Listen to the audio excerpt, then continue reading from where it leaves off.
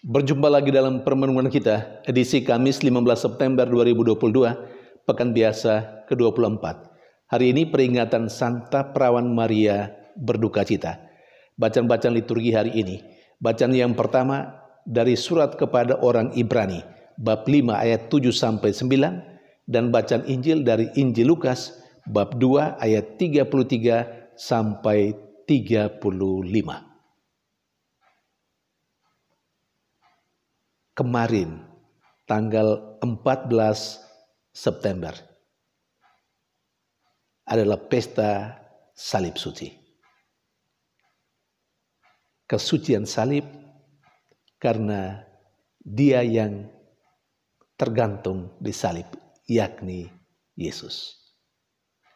Dan hari ini,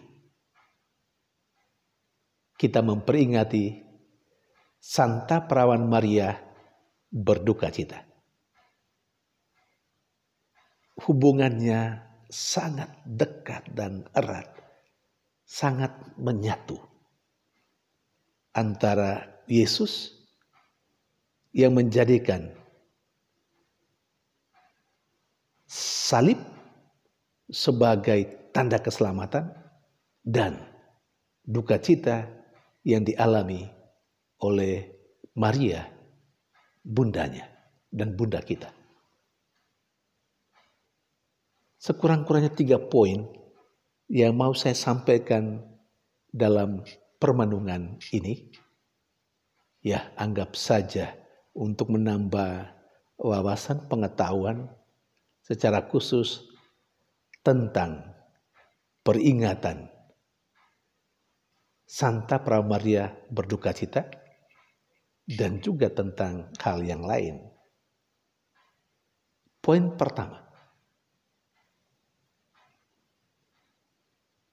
peringatan Santa Perawan Maria berduka cita itu sudah mulai muncul dalam kehidupan gereja sejak abad yang ke-12. Kemudian peringatan Santa Perawan Maria berduka cita dimasukkan ke dalam kalender gereja Latin pada tahun 1814. Lalu ditetapkan secara resmi oleh Paus Pius yang ke-10 pada tanggal 15 September tahun 1913. Dan akhirnya sampai saat ini, hari ini, dan setiap tanggal 15 September, Gereja Katolik memperingati Santa Perawan Maria berduka cita. Poin yang kedua, peringatan Santa Perawan Maria berduka cita mengantar kita pada permenungan yang lebih dalam. Peringatan Maria berduka cita itu terjadi karena persatuan yang sangat erat antara Maria dengan Yesus Kristus.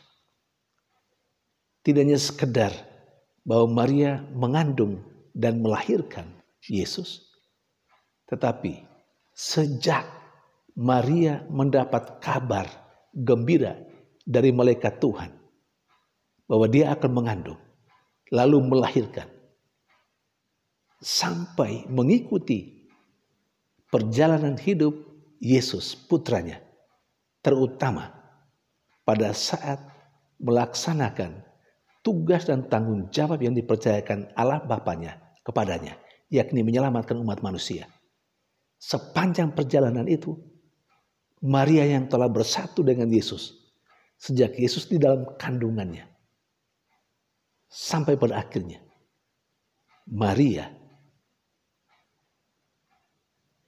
menyelesaikan tugas dan tanggung jawabnya ketika Yesus naik ke surga.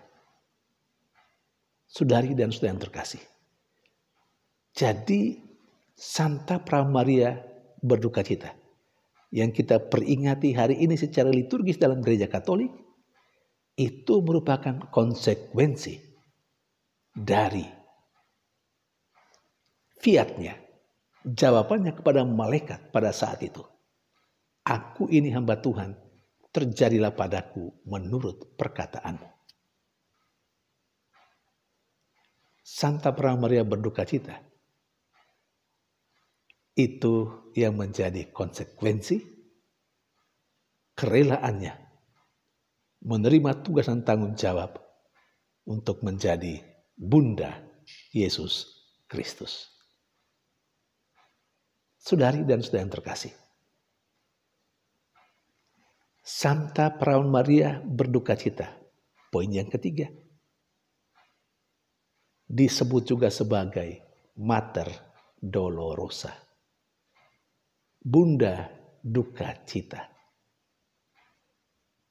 Dan Santa Perawan Maria berduka cita ini, itu diringkas oleh gereja dalam 7 peristiwa yang dialami oleh Bunda Maria.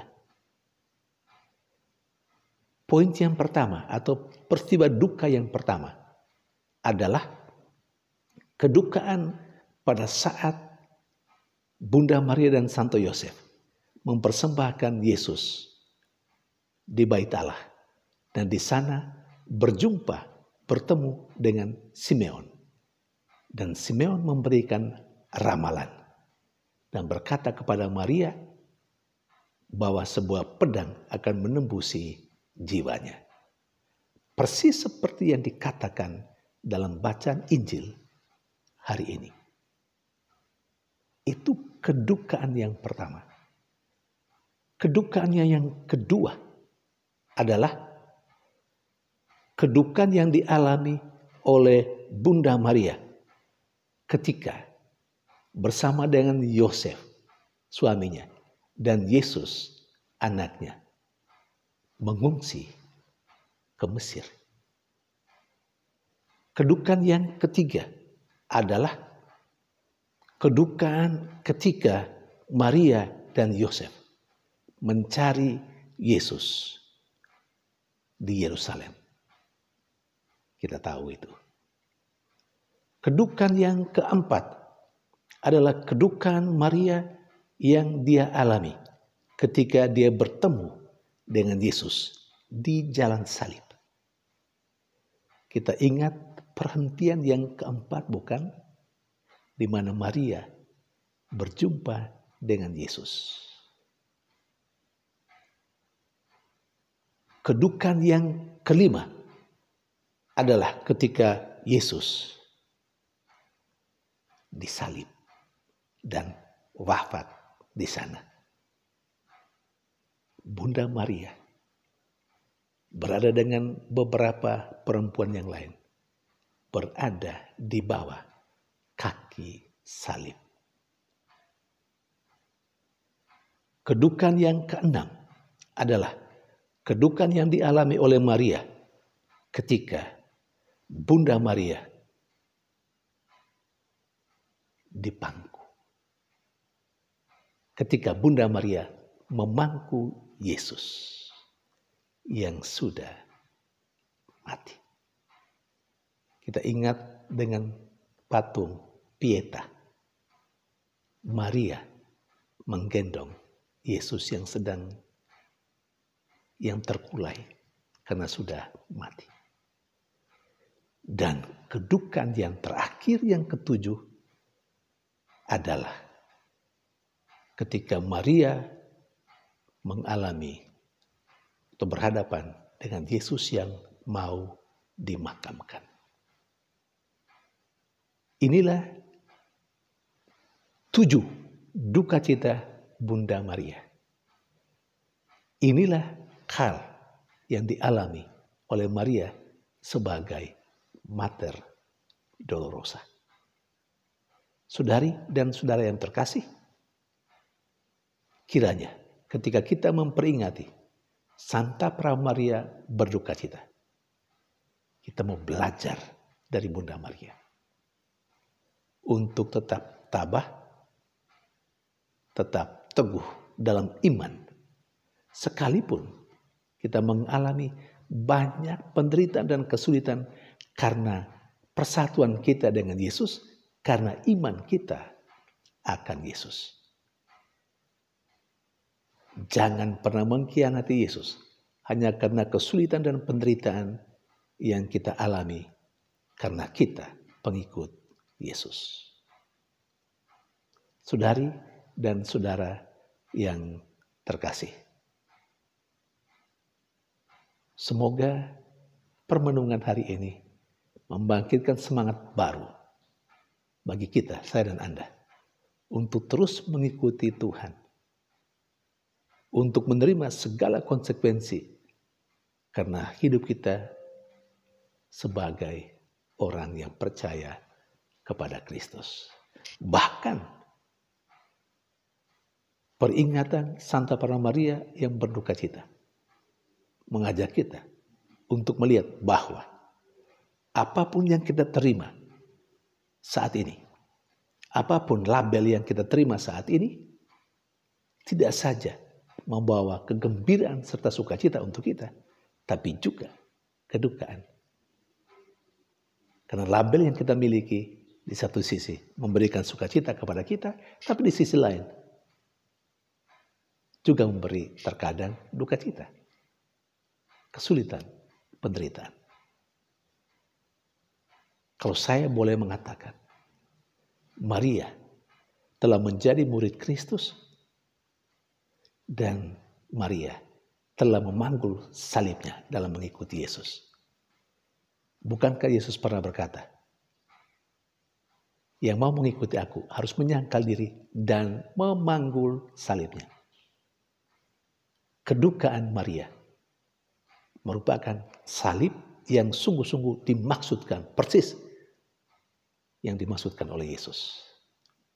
Mari kita memanggul salib kita dalam mengikuti Yesus. Tuhan memberkati.